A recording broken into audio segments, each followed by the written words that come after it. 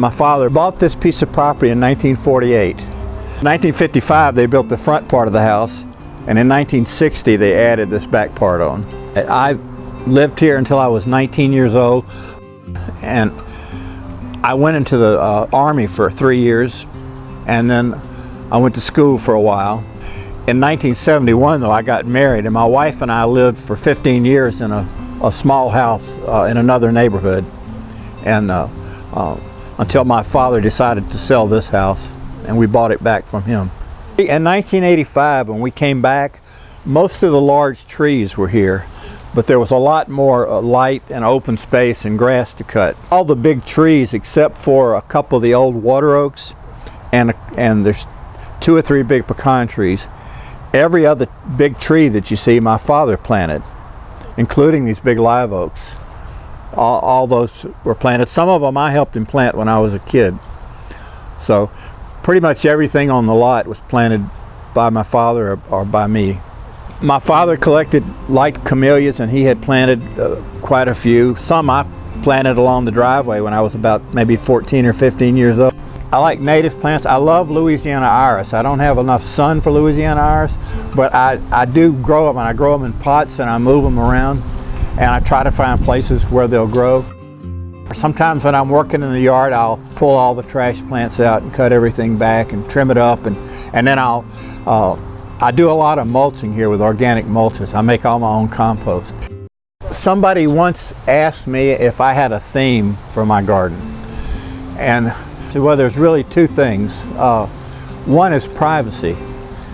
You can tell I'm a private person. I like my privacy. I'm pretty much screened off from the neighbors, so privacy is a thing. Another thing is gardening for wildlife. We have birds, squirrels, rabbits, possums, raccoons. I always keep wildlife in mind when I'm gardening, how it's going to affect the birds. That'll affect your plant choices and where you put things. Basically, I decide what changes I'm going to make in the garden or what I'm going to do by what I can see from inside the house. Sort of a sub-theme would be, because you see all the pathways and things we have, I don't want to see the whole garden at once. I like to be able to walk around and be surprised.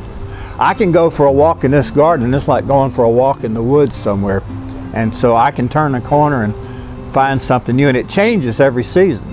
In midsummer, it's almost a heavy atmosphere. There's a dense canopy, it's green, it's almost weighing down on you. But as you start to get into the fall, the leaves fall and that all opens up.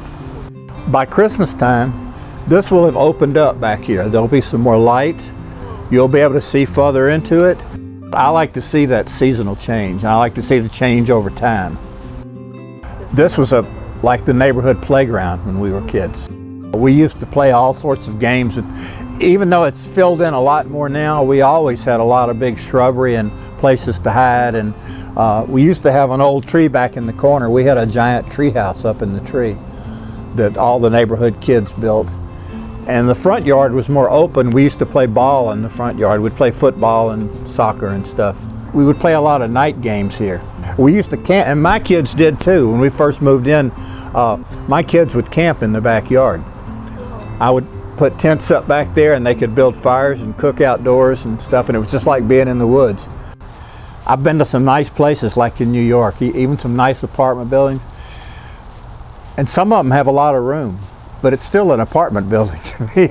I have to have some green space around me, and not just green. I have to green space to go change things or plant things or watch things grow. I need to be able to play in it. So, yeah.